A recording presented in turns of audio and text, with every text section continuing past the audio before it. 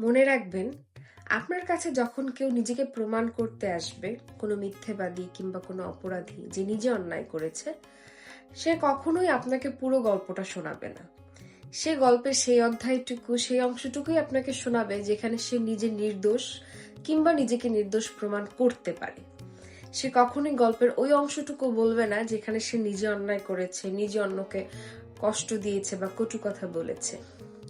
আমরা প্রায়শই দেখা যায় গল্পের একটা অংশ শুনে অন্যকে জাজ করে ফেলি। একজনের মুখে একপাক্ষিক কথা শুনে আরেকজনকে জাজ করে ফেলি, বিচার করে ফেলি, তার চরিত্র নির্ধারণ করে ফেলি। কিন্তু এটা ভুলে যাই, গল্পের এপাশটায় যেমন একটা কাহিনী আছে, ওপাশটাতেও আর একটা কাহিনী আছে। এপাশে যদি কিছুটা সত্য থেকে থাকে, ওপাশটায় হয়তোবা আরো বেশি সত্য কিছু আছে। কিন্তু আমরা কি করি, একজনের মুখে শোনা কথায় আরেকজনকে বিচার করে ফেলি, আরেকজনকে মন্তব্য ছুড়ে দেই, আরেকজনের চরিত্র নির্ধারণ করে ফেলি।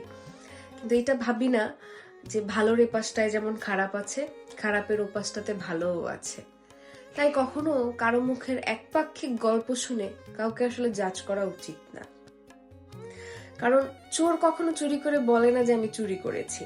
সে ততটুকুই বলবে যে যতটুকুর জন্য সে চুরি করতে বাধ্য হয়েছে।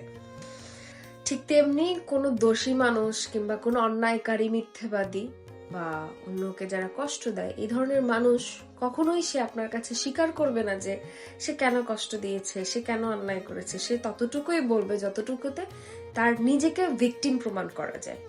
তাই কখনো একপাক্ষিক কোনো এক মানুষের মুখের কথা শুনে অপর প্রান্তের কাউকে জাজ করবেন না। গল্পের এপাশটা আপনি শুনেছেন, গল্পের ওপাশটা কিন্তু অন্যরকম হতে পারে।